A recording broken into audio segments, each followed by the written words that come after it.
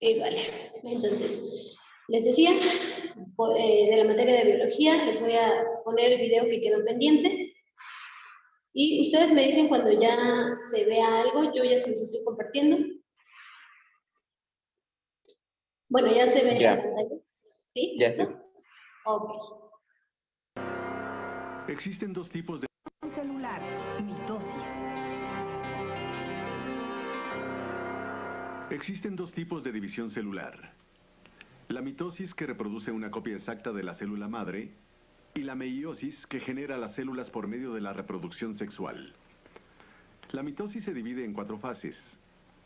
El tiempo de la vida de las células cuando no se da la mitosis se llama interfase. Algunas células, como las neuronas humanas, pasan su vida entera en interfase porque nunca se dividen. Durante la interfase, las células adquieren nutrientes, llevan a cabo sus funciones especializadas y crecen. Las células que se dividen durante su existencia también duplican su ADN durante la interfase para prepararse para la mitosis. Las 4 fases de la mitosis son profase, metafase, anafase y telofase. En la interfase, los cromosomas no están enroscados para que la célula pueda leer la información que almacenan. Durante la profase, la primera fase de la mitosis, los cromosomas se condensan estrechamente en pares de filamentos que hacen juego y se hacen visibles en el microscopio. Los cromosomas pareados que embonan quedan unidos por una región especial llamada el centrómero. Las cadenas de ADN a ambos lados del centrómero son idénticas y se llaman cromátidas. En el citoplasma, unas pequeñas fibras llamadas microtúbulos empiezan a formarse en ambos extremos de la célula. Durante la metafase, estos microtúbulos se adhieren a las cadenas de los cromosomas o cromátidas y comienzan un estire y afloje que provoca que las cromátidas terminen en medio de la célula. En la anafase, el centrómero se divide y los microtúbulos arrastran a las cromátidas a los extremos de la célula.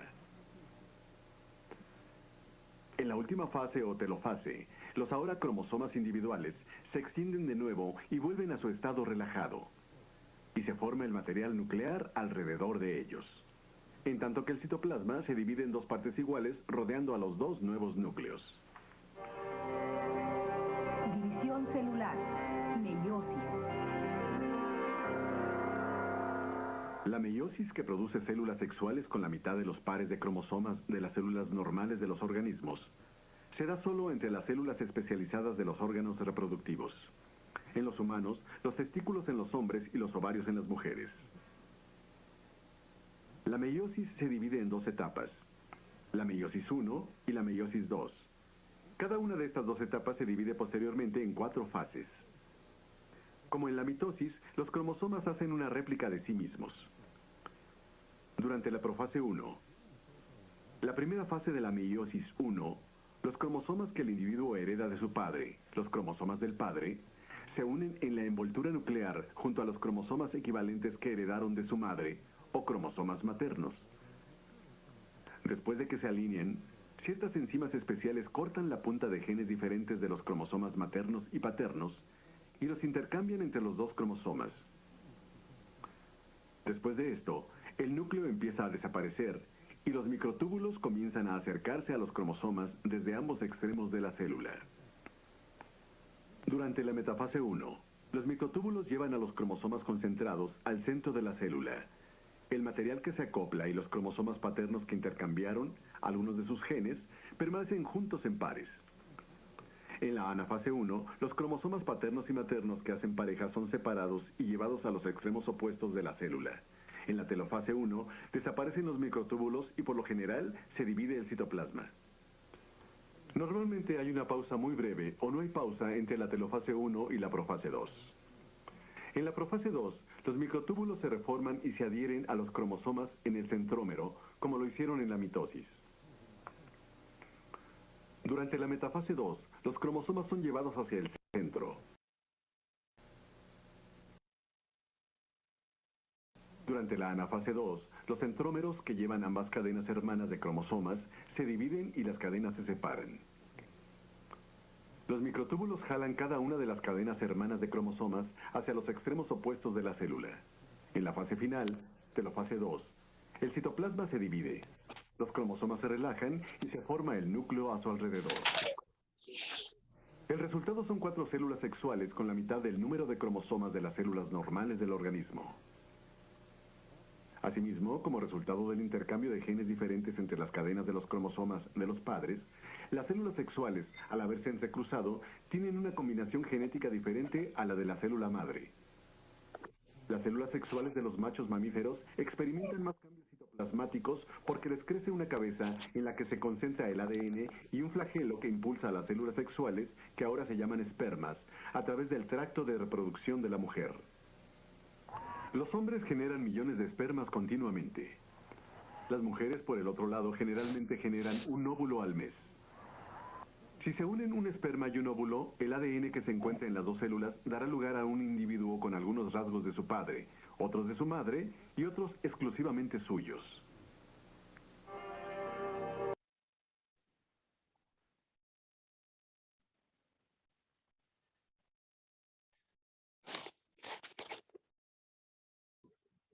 Bien, entonces aquí ya vimos, o más bien volvimos a ver lo que ya habíamos estado estudiando hasta ahora, ¿sale? Que serían esas fases de la meiosis y la mitosis. Bien, ahora vamos a continuar con la materia de biología. Permítanme, por favor, para poderles proyectar las diapositivas. Y por ahí se quedó de tarea que ustedes hicieran unas diapositivas acerca de la célula tanto procariota como eucariota. Díganme, o más bien, ¿qué me pueden decir acerca de lo que ustedes investigaron, acerca de lo que ustedes hicieron? Ay, por ejemplo, Juliet, ¿qué me puede decir acerca de las células procariotas? Que comparte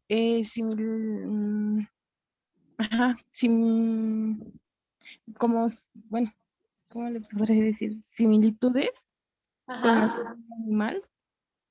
Con la célula animal, bueno, en parte, ok.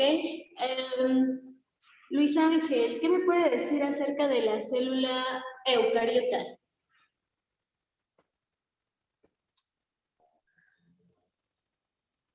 ¿La célula eucariota? Sí. Yo. Permítame tantito y ya, ahorita, ¿vale? Vale. No son unicelulares, tienen más de una célula. Ok, son pluricelulares. Bueno, la mayoría, ¿vale? Darío, dígame. Una de las características es que la procariota no tiene núcleo. Ok, la procariota no tiene núcleo, muy bien, gracias Darío. La eucariota es la que contiene núcleo y se comparte de más células. Perfecto. Esdras, ¿qué me puede compartir de lo que investigó?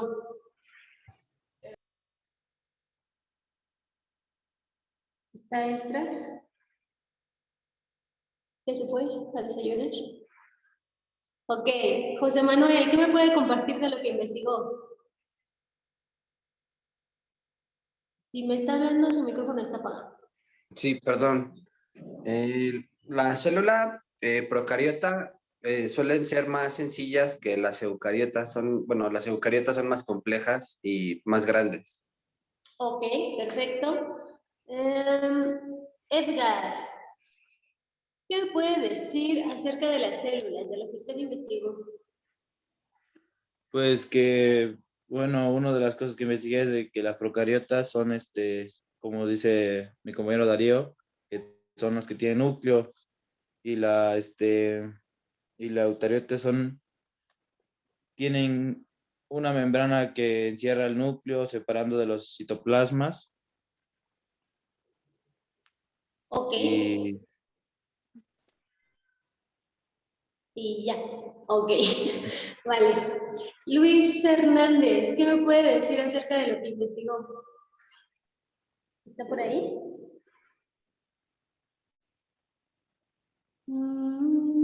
Ok, creo que no. Vale, entonces, la célula, algo importante que tenemos que, o debemos tener en cuenta, es que es la unidad anatómica, funcional y genética de los seres vivos, es decir, son nuestros bloquecitos que nos están construyendo, ¿de acuerdo? Y como ustedes ya lo vieron, ya lo investigaron, se divide tanto en procariotas como en eucariotas. Ahora bien, la célula, al ser esta unidad tanto anatómica, funcional y genética que nos constituye, es una estructura también, o más bien que a su vez se constituye por 3 elementos básicos y que son aquellos que van a estar compartiendo tanto las procariotas como las eucariotas. Y esto es la membrana plasmática, el citoplasma y el material genético. Claro está que cada una de estas partes pues van a distinguirse tanto de las procariotas como de las eucariotas, como ustedes ya lo acaban de mencionar. ¿Por qué? Porque las procariotas no tienen una membrana nuclear, mientras que las eucariotas sí tienen una membrana nuclear, es decir, está protegido su material genético en el núcleo. Perfecto. También debemos saber que la célula posee la capacidad de 3 funciones vitales que ya estuvimos viendo, tanto la nutrición, la relación como la reproducción. Sabiendo esto, entonces, vamos a ver los componentes fundamentales de la célula. Aquí yo les tengo una micrografía en donde podemos observar a las células teniendo su material genético. Estas serían unas células eucariotas, ya que si se dan cuenta, su material genético está en un núcleo, está envuelta con una membrana, bueno, envuelto con una membrana. Por lo tanto, aquí tenemos a su material genético, tenemos la membrana que está rodeando la célula, protegiendo todo lo que está dentro de la célula, todo lo que hay dentro de esta unidad. Y también tenemos el citoplasma. Recordemos, y sobre todo ustedes lo investigaron, que el citoplasma, bueno, pues va a tener todos estos componentes químicos, estas sustancias y estos, bueno, sobre todo agua, pero también estos solutos que ayudan a la célula a que bueno, si hablamos de una célula eucariota, a que sus organelos, todos los organelos que ustedes ya investigaron, pues estén justo ahí dentro de la célula y que no se muevan, o más bien que tengan una base en donde moverse. Además de que este citoplasma en las células eucariotas va a tener este citoesqueleto que permite o le confiere esta habilidad a los organelos de desplazarse dentro de la célula. Estamos hablando dentro de la célula, ¿de acuerdo? Entonces, aquí tenemos a los componentes fundamentales de la célula. Esto es lo que tanto la célula procariota como la eucariota van a tener en común: membrana, material genético y el citoplasma. Eso es lo que van a tener en común. Ahora, las células procariotas, como ustedes ya lo vieron y como ustedes ya lo han mencionado, las células procariotas son las células más simples. Se dice que las células procariotas fueron antes que las células eucariotas, es decir, son nuestros antecesores. Pero bueno, entonces, siendo así, las células procariotas, y como ustedes aquí ya lo están observando, pues su material genético, si ustedes aquí pueden observarlo, pueden verlo un poquito más a detalle, déjenme ver si lo puedo acercar, que yo creo que sí, pero no me dejan. Aquí ya está. Bueno, aquí nosotros ya estamos viendo que su ADN está en el citoplasma, está en la célula, está dentro de la célula, pero el ADN no está envuelto en una membrana aparte, sino que ahí está pegado en la célula. También tenemos, pues, a los ribosomas. ¿Para qué sirven los ribosomas? ¿Investigaron eso? ¿Encontraron eso? Díganme.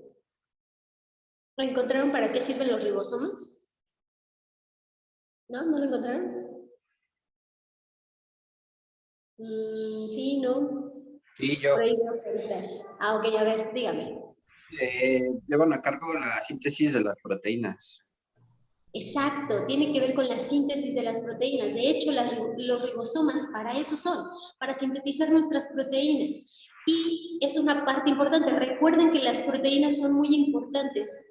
si recuerdan pues los temas pasados, gracias a las proteínas, pues nosotros tenemos pues hormonas, bueno, algunas hormonas, tenemos pues esta estructura, no sé, de nuestra piel, de nuestros músculos, de nuestro cabello, de nuestro, bueno, de muchas partes de nuestro cuerpo, además de que regulan procesos hormonales, que es lo que también vimos. Perfecto. Y como ya lo mencionamos al principio, pues una de las características de las células es que tienen citoplasma. Por lo tanto, pues las células procariotas también van a tener este citoplasma, que es donde se mueven y es donde están todos sus órganos, todos sus componentes. También tiene una pared bacteriana, además de la membrana plasmática. Entonces, ustedes encontraron por ahí que la pared celular únicamente correspondía a qué célula. ¿A qué célula?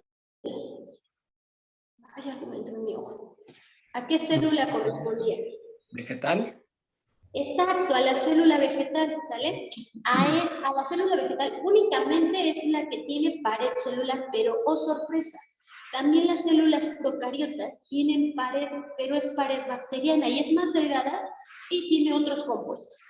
Pero también tiene esta membrana plasmática. La membrana plasmática, como les mencioné, sirve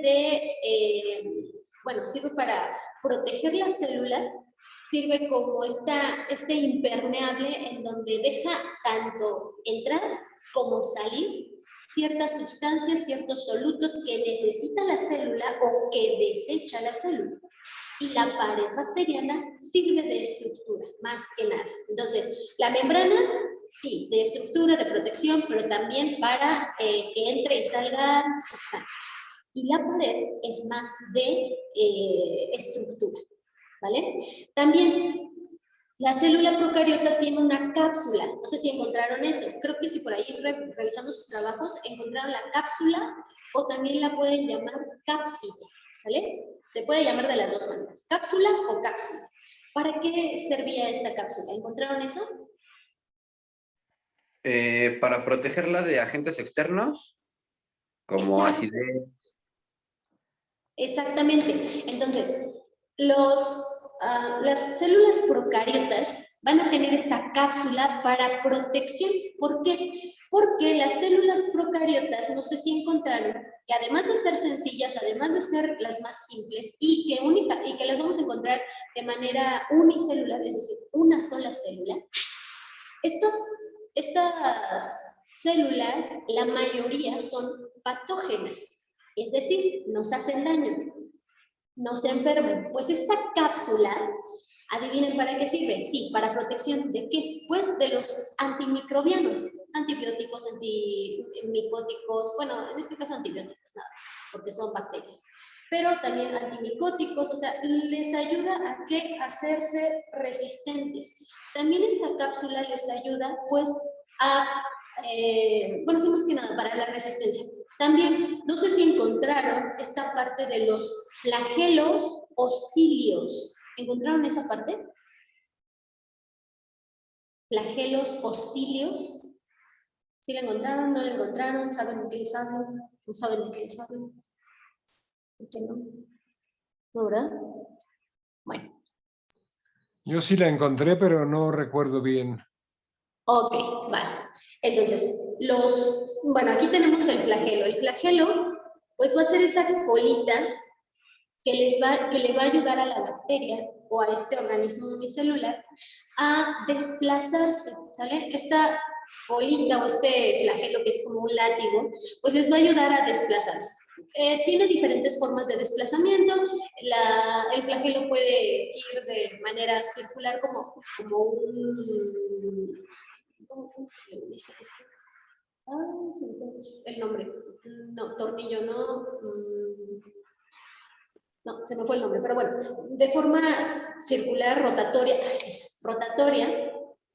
para que avance la célula en el medio en el que se encuentra, o también pueden ir en forma de zigzag, y no solamente es el único flagelo que pueden tener. ¿Por qué? Porque también tienen o hay de otros tipos de flagelos. Puede haber, aquí donde está este flagelo, pueden haber 3, 4 flagelos. O pueden haber 3, 4 flagelos aquí, 3, 4 flagelos acá, en ambos polos. O pueden haber flagelos por toda alrededor de la célula. ¿Vale? Son diferentes formas de los flagelos. También los cilios, no sé si encontraron lo de los cilios, pero son esos pelitos que se ven aquí, no sé si alcanzan a verlos, estos pelitos, bueno, como pelitos que están alrededor de la célula. Estos son los cilios. Los cilios les van a ayudar, sí, a desplazarse, pero también a pegarse a las superficies, o bueno, al sustrato o al medio en el que se encuentran. Les va a ayudar a pegarse para, por ejemplo, dañar a algún ser vivo. Como les decía, las células procariotas, la mayoría son células patógenas o microorganismos patógenos que nos hacen daño. Entonces, para poder adherirse a nuestras células, pues para eso les sirven los cilios. Ahora bien, entonces, como les decía, las células procariotas corresponden a las bacterias, que son organismos que no pueden formar tejidos. ¿Por qué? Porque son unicelulares. Vamos a encontrar a las bacterias así, unicelulares, únicas. Claro, sí van a poder formar conglomerados, es decir, van a poder unirse varias bacterias y se le va a llamar colonia, entonces sí se pueden unir así, pero ya para formar algún tejido, como por ejemplo la piel en nosotros, como las células animales en nosotros, en los seres vivos, pues simple y sencillamente se encuentran de forma unicelular. También las células procariotas van a ser seres vivos, como ya les mencionaba y como ustedes ya lo dijeron, muy sencillos que pueden habitar en distintos lugares, incluidos el ser humano. Nosotros también tenemos células procariotas que nos benefician, pero también existen células procariotas que nos enferman. Algunas bacterias pueden ser patógenas, es decir, causar enfermedades, que es lo que yo les mencionaba hace rato, ¿vale? Recordemos que nuestro organismo, pues sobre todo nuestra microbiota intestinal, nuestra microbiota gastrointestinal, pues vamos a tener varios microorganismos que nos ayudan en nuestra digestión, que nos ayudan a degradar ciertas sustancias que nuestro propio organismo no puede, pero que estas bacterias que nosotros tenemos dentro, pues nos ayudan y lo hacen posible. Pero, como también lo menciono, otras bacterias que no están en nuestro organismo y que entran de vez en cuando nuestras defensas están muy bajas o cuando de plano, pues no sé, más que nada cuando nuestras defensas están bajas, y nos enferman, que son estos patógenos. Hasta aquí, ¿hay alguna pregunta? ¿Hay alguna duda? No. ¿Segurísimos? ¿Ninguna? Ninguna. Vale. ¿Esdras, ninguna? No. ¿No? No, ni una. Perfecto, vale. Entonces, ahora, las células eucariotas, las podemos llamar eucariotas o eucariontes. Cualquiera de los dos nombres es correcto. Entonces, las células eucariontes animales, ustedes también ya lo investigaron, ¿vale? Vamos a tener, pues sí, en el núcleo vamos a tener el nucleolo, la membrana nuclear, que es la que recubre nuestro material genético, y el poro nuclear. El poro nuclear pues va a servir ¿para qué? Para que el ARN, bueno, no el ADN, pero sí el ARN mensajero, el ARN que transporta la copia de nuestro ADN, salga ¿hacia dónde? Hacia el retículo endoplásmico rugoso para poder transcribir esta secuencia de ADN que ayuda a los ribosomas a poder traducirlos y formar nuestras proteínas a partir de nuestros genes. Entonces, en el nucleolo vamos a encontrar estos cromosomas. Aquí está el nucleolo. Vamos a encontrar nuestros cromosomas y en nuestros cromosomas están esos genes que están y esos genes, bueno, pues son nuestro ADN empaquetado, compactado en histonas, ¿vale? Es decir, es como si tuviéramos un carrete de hilo y el hilo fuera nuestro ADN. El carrete, pues son esas histonas. Entonces, el ADN está enrollado en las histonas. ¿Por qué? Porque si alargamos nuestro ADN, pues abarca kilómetros y kilómetros y kilómetros de distancia. Es muy larga la cadena de nuestro ADN, pero para que esté en una célula así de microscópica y en ese núcleo tan pequeño, pues necesita estar comprimido. ¿Vale? ¿Para qué? Para que nosotros tengamos toda nuestra información ahí, en este núcleo. Bueno, sabiendo esto, ya dijimos, en el núcleo se va a almacenar la información genética. Después, acá, habíamos dicho que el retículo endoplásmico rugoso, que es donde se va a ir pues, la copia de nuestro ADN para transformarlo en proteínas, va a modificar a las proteínas y dentro del, bueno, no dentro, sino, bueno, va a producir este retículo endoplásmico rugoso, estos ribosomas, que son unas esferitas que van a llevar nuestro código, que van a llevar nuestros genes. ¿Para qué? Para poder traducirlos y para poder formar estas proteínas. Es por eso que se dice que los ribosomas se especifican o se especializan en la fabricación de nuestras proteínas. ¿Sale? De ahí, pues bueno, tenemos el aparato de Golgi, el centriolo, el lisosoma, que son, por ejemplo, el aparato de Golgi va a producir estos lisosomas, va a producir estas vesículas que necesitamos para transportar las sustancias. Los lisosomas, las vesículas transportan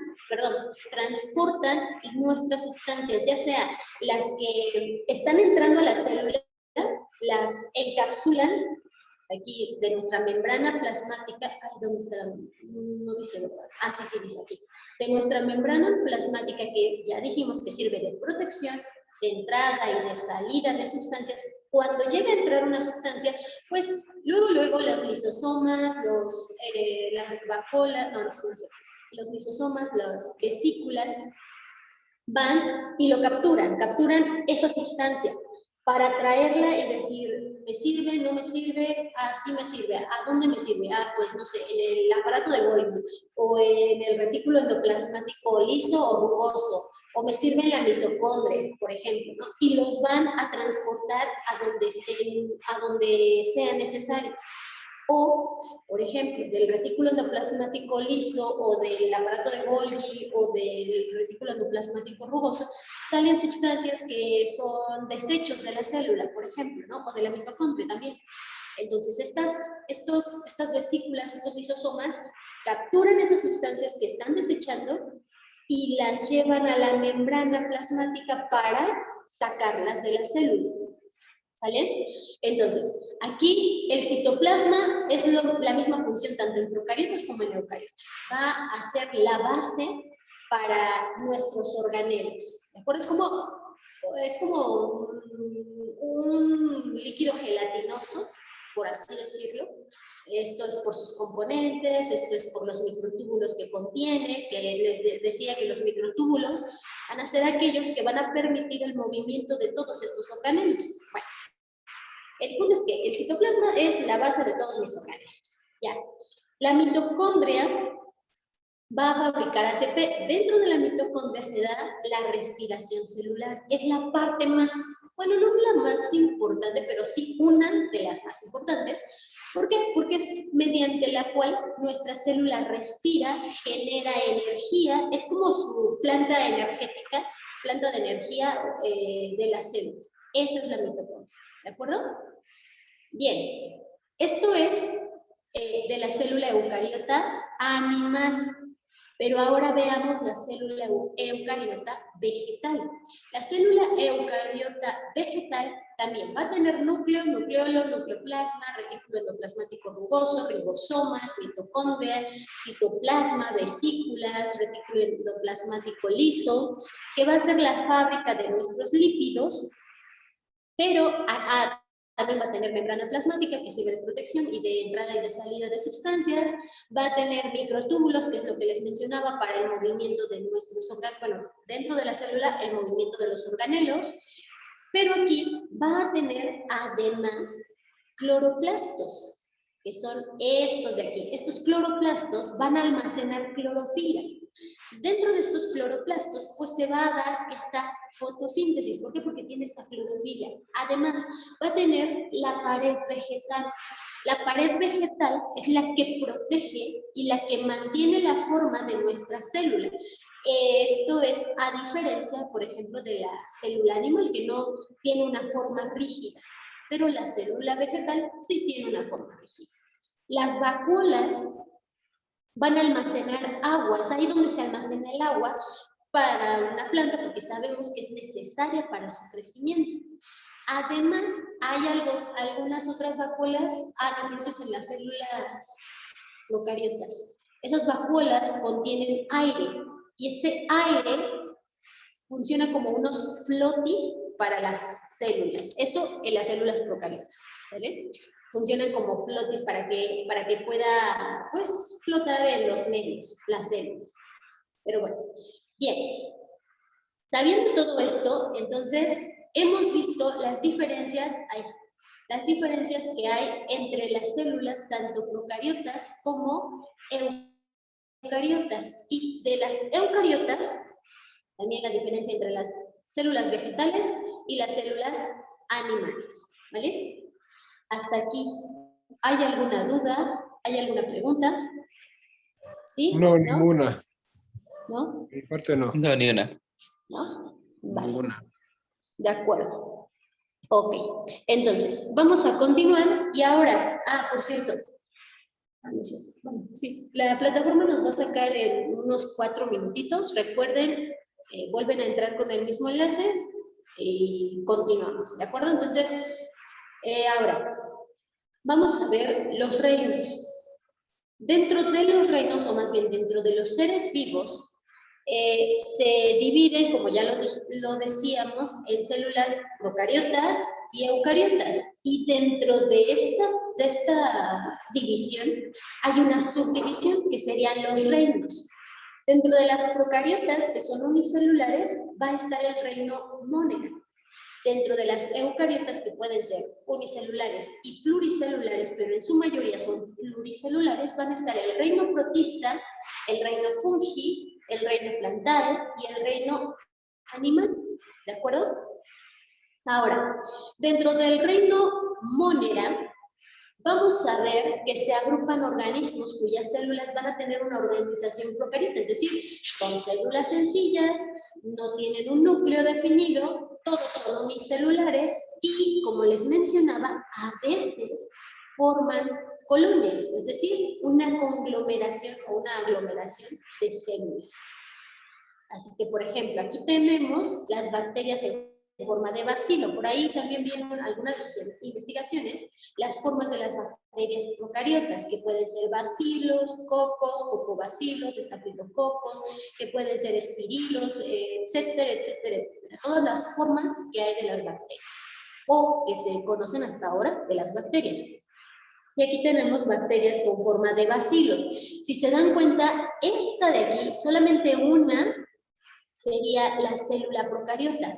Pero como dijimos que forman colonias, pues hay una aglomeración de varias células, ¿vale? No es que todas estas sean un tejido, no, sino son una colonia, son una aglomeración de células. Y por ejemplo, les decía, aquí tenemos una bacteria en forma de coco o en forma de bolita. Ahí también, esta sería una bacteria, una bacteria que está dentro del reino Monera, que también es procariota. Ahora bien, dentro del reino protista, que ya serían las células eucariotas, que sí tienen un núcleo verdadero, o bueno, que sí tienen esta membrana nuclear, este núcleo, aquí, en el reino protista, van a ser o pueden ser unicelulares, pero también pueden ser pluricelulares. Estos sin verdaderos tejidos, que es lo que les mencionaba, no pueden formar una piel, no pueden formar, por ejemplo, un músculo, no lo pueden formar, pero sí pueden ser pluricelulares. Por ejemplo, la ameba. La ameba, si ustedes aquí lo ven, tiene su membrana, pero, ¿cómo decirlo? Es como si en este reino Es como si estuviera desnuda la célula. ¿Por qué? Porque no tiene una forma establecida. ¿Vale? Es como, pues ni siquiera una gota de agua, porque la gota de agua tal ni siquiera tiene una forma, gracias a sus fuerzas. Pero, pues sí, llamémosla como una célula desnuda. ¿Por qué? Porque no tiene una forma definida. También las algas van a ser o van a estar dentro del reino protista y pueden ser unicelulares o pluricelulares. Las pluricelulares son las que más conocemos, porque hemos visto, por ejemplo, los arrecifes, esas algas, podemos verlo pues, en el mar, podemos verlos incluso, estas algas se forman en los cúmulos de agua que no se mueven o que está estancada. Ahí comienzan como seres unicelulares y van siendo pluricelulares hasta que vemos estas algas o esta coloración verdosa que hay en el agua. ¿De acuerdo? ¿Hay alguna duda o pregunta hasta aquí? No, ninguna. ¿No? Juliet, Luis Ángel, dudas, preguntas, ¿no?